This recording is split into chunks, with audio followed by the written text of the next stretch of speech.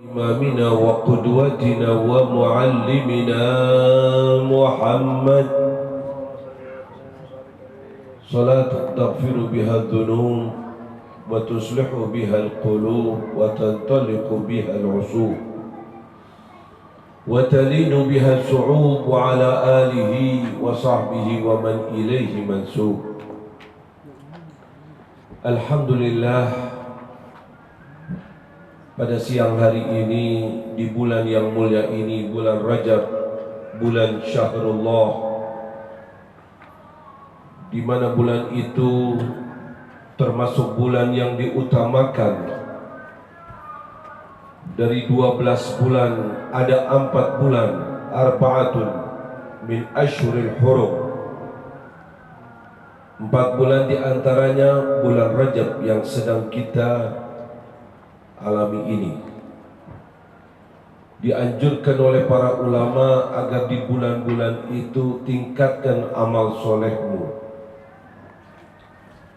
Maka bersyukurlah kalau pada siang hari ini kita bersama-sama membaca sejarah manusia pilihan Allah, manusia kekasih Allah, manusia yang diciptakan dari nur, Habibuna Muhammad. Habibuna Muhammad yang menghabiskan umurnya untuk perjuangan, untuk dakwah, agar manusia mengenal Allah dengan benar, agar manusia berada di agama Allah, agar manusia besok selamat dari azab Allah dan ditempatkan di surga Allah. Amin ya Allah. Kita termasuk yang mendapatkan dari perjuangan Nabi Muhammad.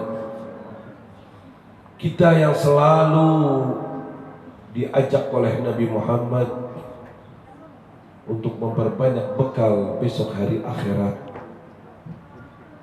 Sekalipun kita hidup di zaman sekarang, 1400 tahun lebih Nabi sudah meninggalkan kita,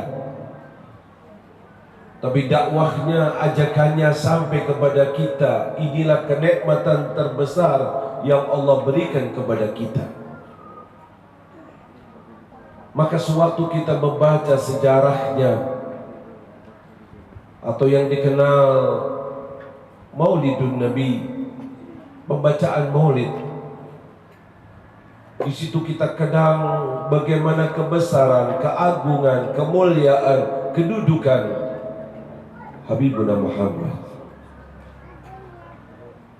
Tidak ada manusia seperti Nabi kita Muhammad. Bahkan tidak ada Nabi, tidak ada Rasul.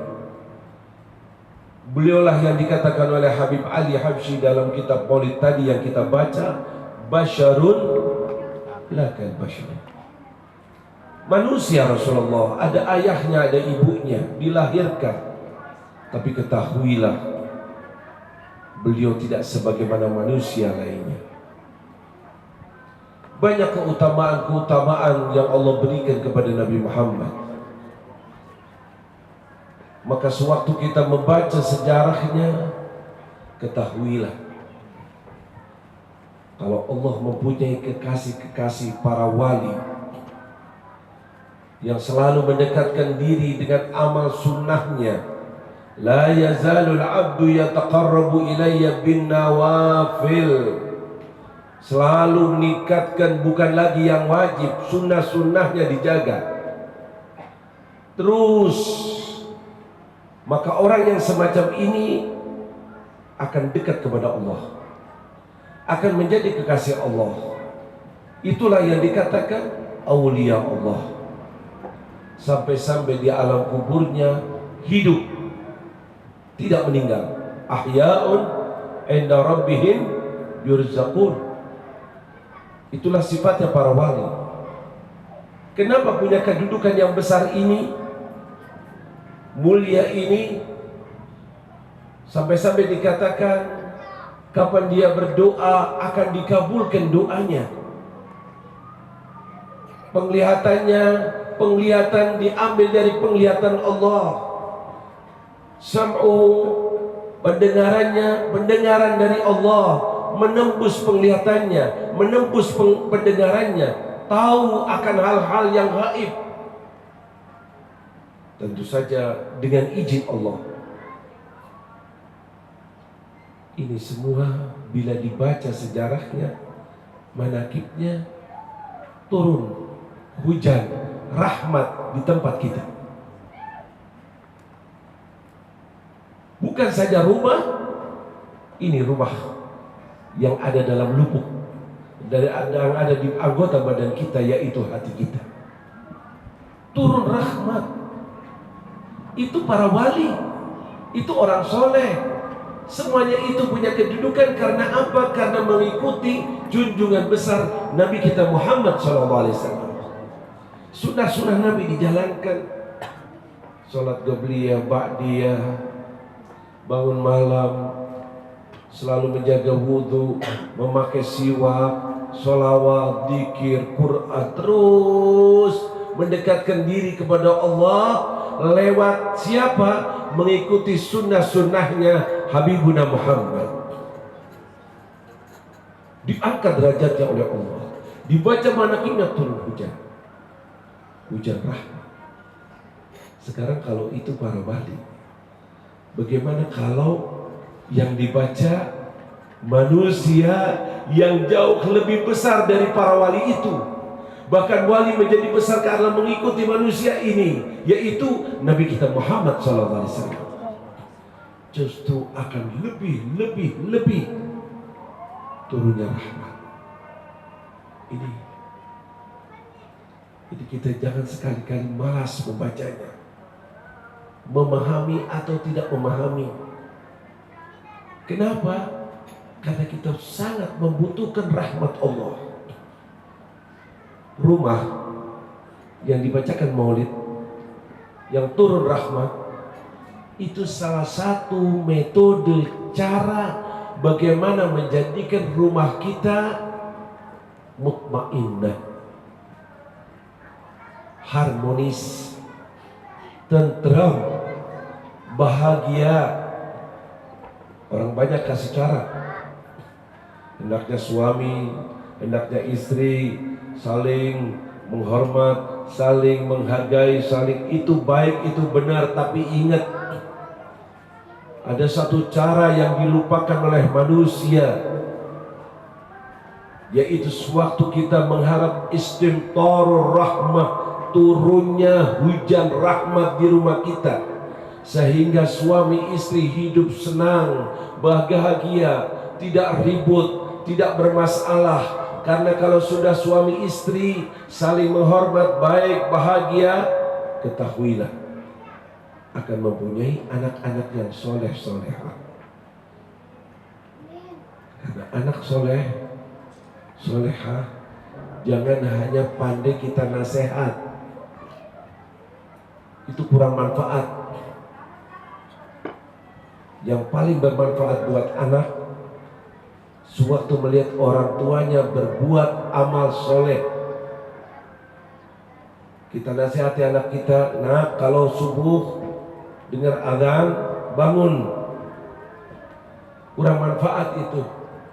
Tapi kalau orang tuanya bangun, ibunya bangun, insya Allah anaknya dibanguni akan bangun.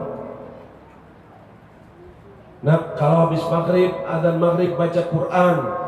Kalau orang tuanya tidak baca Quran, ibunya nggak baca Quran, kurang bermanfaat. Orang tuanya dahulu contohkan contoh yang baik, nanti anak akan meniru. Nah, jangan merokok penyakit, tapi orang tuanya mengantongi rokok, kurang manfaat.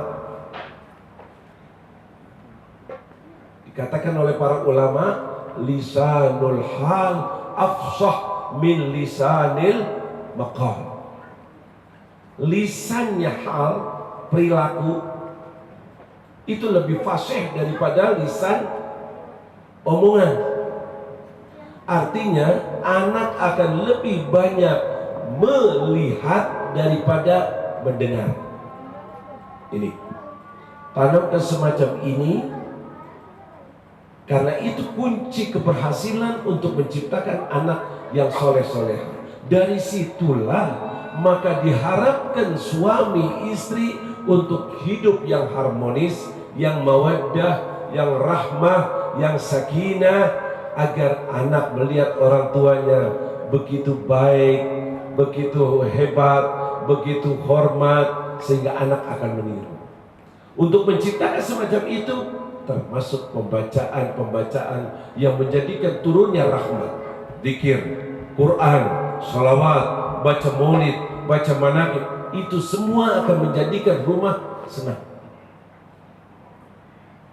Bukan karena maaf bekakas, athar kalau bahasa Arabnya, artinya ada yang serba leks, serba bagus. Rumahnya Nabi Muhammad itu apa? Ya Allah, kecil. Kalau kita pergi ke Madinah ziarah Nabi Muhammad, amin, amin.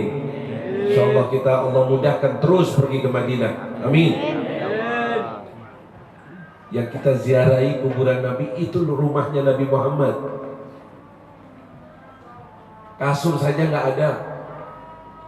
Pernah bangun tidur bekas badannya. Sayyidina Umar sampai ingin bikinkan ranjang untuk Nabi. Nabi tolak. Rumah yang sangat sederhana itu Nabi mengatakan baiti jannah, rumahku adalah surga. Ya Allah, kenapa? Karena hidup dengan istrinya, anaknya, merasa bahagia, senang. Bukan karena bangunannya lok, tidak.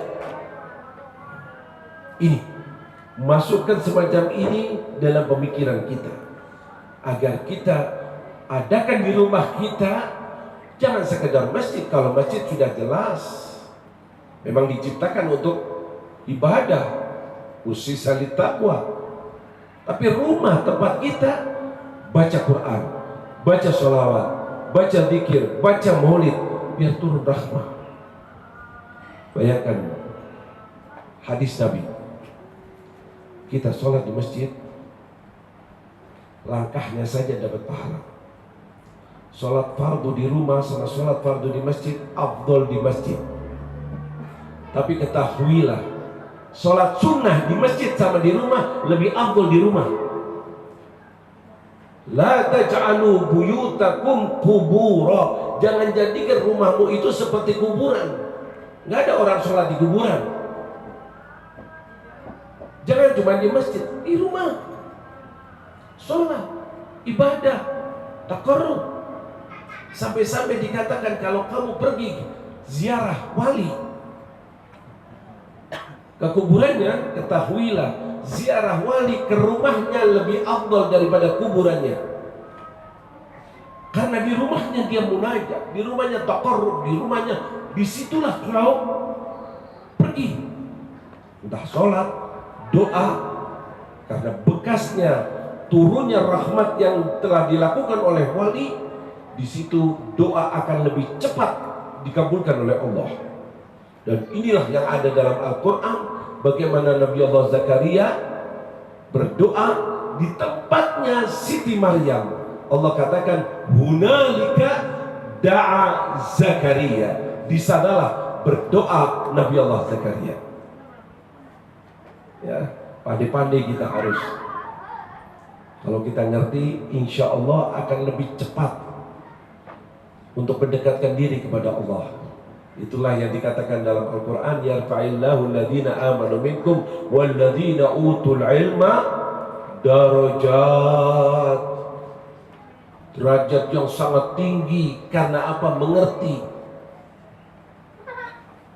Saya waktu lihat bahwa acara ini rutin, ini keuntungan luar biasa. Turun rahmat. Belum lagi turun rahmat bukan saja tempat, hati kita ini. Bisa-bisa tidak perlu mau'idhah hasanah, tidak perlu ceramah, tidak perlu nasihat. Baca Quran, baca zikir, baca maulid, baca yang asalnya nakal, rusak, suka maksiat, dia akan tobat dengan sendirinya. karena dihujani rahmat. Suatu hati kosong dari rahmat, setan yang akan tepat di sini akan memberikan bisikan-bisikan yang na'udzubillah, yang akan mencelakakan dirinya. Dan itu janjinya setan dan iblis akan mencelakakan anak-anak Adam. Tapi bacaan-bacaan yang kita baca ini, apa kata Allah dalam Al-Quran? Ala bidzikrillahi tatmainnul qulub. Sadar, ketahuilah, pikir yang kau baca jadikan hati tentram. Hubungannya dengan hati. Kalau sudah hatinya beres, hatinya baik, hatinya ada rahmat, anggota badan semuanya akan menjadi baik. Sentralnya itu hati. Ala inna fil jasadi mudghah, kata Rasulullah. Ingat, di anggota badanmu itu ada segumpal darah. Kalau ini baik, semua anggota akan jadi baik. Ala wahyal qalb, itu adalah hati. Ya, tolong bawa anak kita, keluarga kita duduk di majelis zikir, duduk di majelis maulid, duduk di majelis sholawat, akan berubah menjadi baik.